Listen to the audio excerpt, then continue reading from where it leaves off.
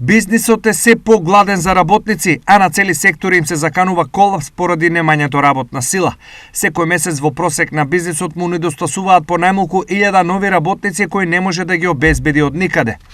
Потреба ќе биде долгорочен проблем и како одминува времето се поголем и поголем проблем, затоа што бројот на работоспособно население се намалува поради старење на нацијата, значи нискиот наталитет, заминување во пензија, но и поради одењето на младите надвор државата. Така да тоа мислам е неминовна работа и не верувам дека постои волшебно стапче за кој ќе се реши тој проблем, освен да гледаме што прават другите држави околу нас. Домашните ресурси на работна сила се ограничени и се помали, иако значаен процент од потенцијалот може да се преквалификува, но проблемот е во друго.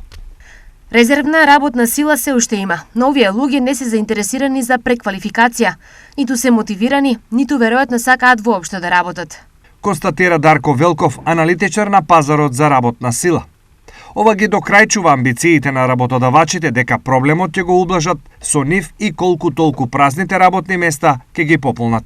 Се помалиот број работници е катастрофален за комплетната економија, но и за фондовите. Недостигот на работници, од друга страна на макроплан ќе предизвика намалени приливи во фондовите за социјално осигурување, пред се фондот за пензиско, инвалидско осигурување и фондот за здравствено осигурување.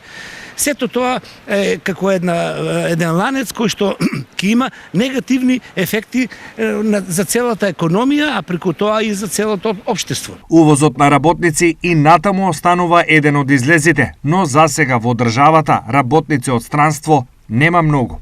Хрватска овој проблем го решава исклучиво преку увоз и во моментов во нивната економија се вклучени 120.000 работници од странство. На нивно обезбедување работат над 600 агенции, а работните визи од една сега законот ќе им ги продолжи на 3 години.